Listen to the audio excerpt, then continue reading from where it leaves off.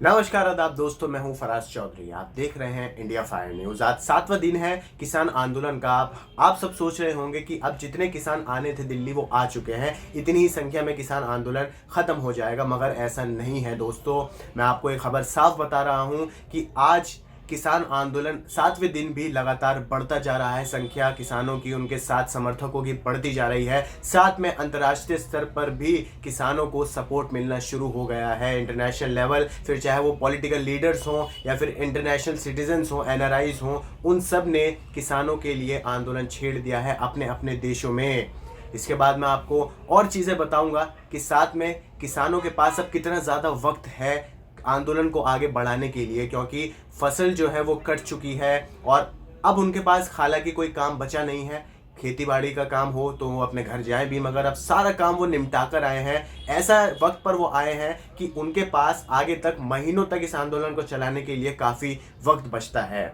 शुरुआत में कर रहा हूँ एक ट्वीट से, जिसमें आप देखेंगे तो कनाडा में किसानों के लिए जो समर्थन है वो तेज़ी से बढ़ रहा है। पहले तो कनाडा के जस्टिन ट्रूडियन ने एक वीडियो में कहा था कि वो किसानों के, इंडिया में जो किसानों का आंदोलन चल रहा है उसका समर्थन करते हैं, क्योंकि कनाडा हमेशा से शांतिपूर्ण प्रदर्शन के लिए बोलता रहा है और भारत सरकार को किसानों की बात पर जल्दी से जल्दी विचार विमर्श करना चाहिए, कनाडा कहा था। इसके बाद जो कनाडा में रह रहे एनआरआईज हैं, उन्होंने वहाँ पर कनाडा में धरना प्रदर्शन किया। उन्होंने भी वहाँ आंदोलन किया किसानों के समर्थन के लिए। आप तस्वीर में देख सकते हैं जहाँ धरने पर कुछ लोग बैठे हैं, वहाँ उनके पोस्टर्स पर लिखा है सेव फार्मर सेव पंजाब, और ऊपर भी लिखा है ऑस्ट्रेलिया से भी मिला किसान आंदोलन को समर्थन। भारत में किसान आंदोलन को ऑस्ट्रेलिया में रहने वाले लोगों से भी समर्थन मिला है। बता दें कि इससे पहले कनाडा, अमेरिका और ब्रिटेन के नेताओं ने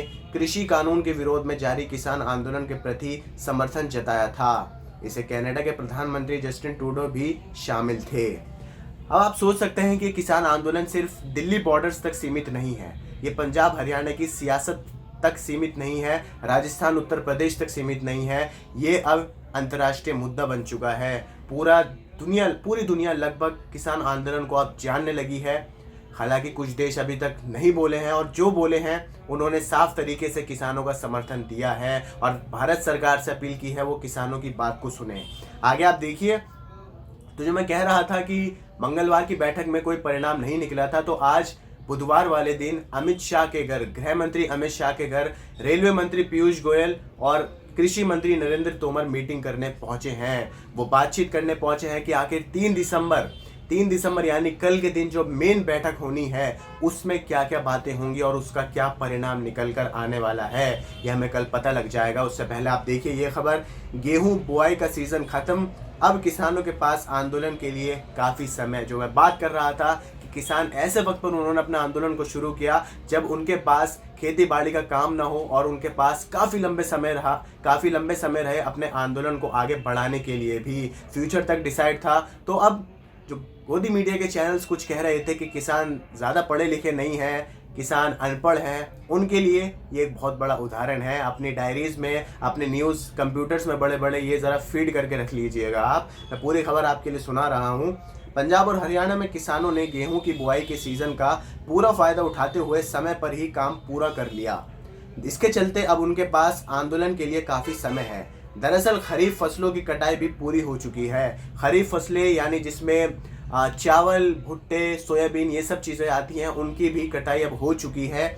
ऐसे में करीब 1 से 1.5 महीने के लिए किसान पूरी तरह मुक्त है। 1 से 1.5 महीना तो कहीं नहीं गया आंदोलन को बढ़ाने के लिए। अगर सरकार नहीं सुनती है किसानों की तो मान लीजिए आप 1.5 महीना तो उनके पास अच्छी तरीके से बचा है, जहां उनके पास कोई काम नहीं होगा तो वो फ्री होंगे इस आंदोलन को आगे बढ़ाने के लिए।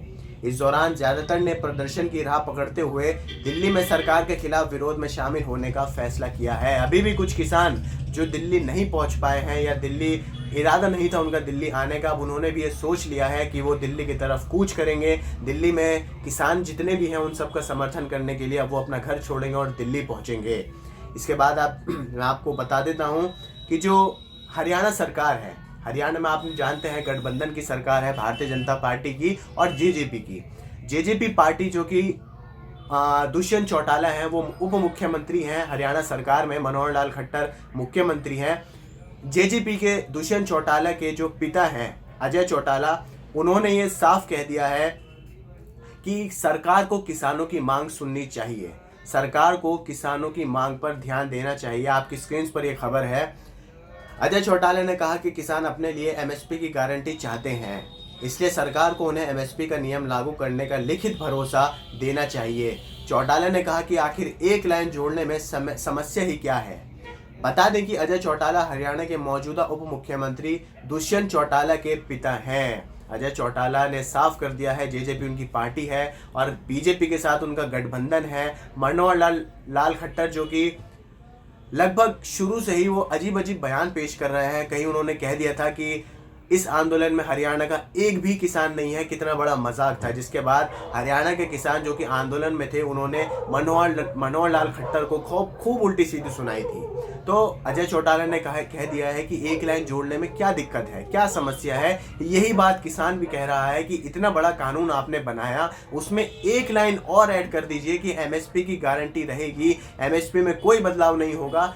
इतना सा काम करने में सरकार को हिचकिचाहट क्यों हो रही है, ये समझ में किसी को नहीं आ रहा है। खैर, आगे मैं आपको बता रहा था कि जो काफिला है वो बढ़ता जा रहा है। दिल्ली यूनिवर्सिटी के छात्रों ने भी किसान प्रदर्शन में हिस्सा ले लिया है। उन्होंने फैसला किया है वो समर्थन करेंगे किसानों का। सिंगोर टिकरी बॉर्डर पर क्रांतिकारी युवा संगठन से जुड़े छात्रों ने किसानों का साथ दिया और नए कृषि कानूनों को बदलने की मांग कर दी। संगठन ने कहा कि सरकार को ऐसे जन विरोधी कानूनों के लिए जनता से माफी मांगनी चाहिए।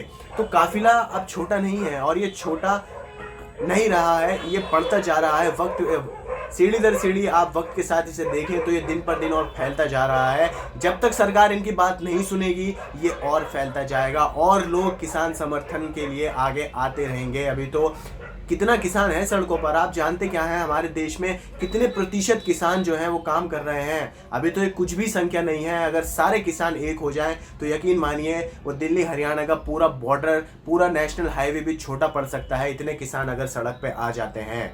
तो 3 दिसंबर कल है, कल गुरुवार का दिन है। हमें इंतज़ार करना है कि आखिर उस बैठक का परिणाम क्या निकल कर आएगा। जो मेन बैठक है 3 तारीख की, किसान और सरकार के बीच में, सरकार किसानों को क्या कोई पक्का ठोस आश्वासन दे पाती है जिससे किसान अपने धरना प्रदर्शन को रोक ले, यह हमें कल पता लग जाएगा। आप लोगों को वीडियो पसंद आई हो तो लाइक कीजिए, शेयर कीजिए, हमारे चैनल इंडिया फायर न्यूज़ को सब्सक्राइब जरूर कीजिए और बेल का आइकन दबाइए ताकि आपको सारी अपडेट्स मिलती रहे। नमस्कार।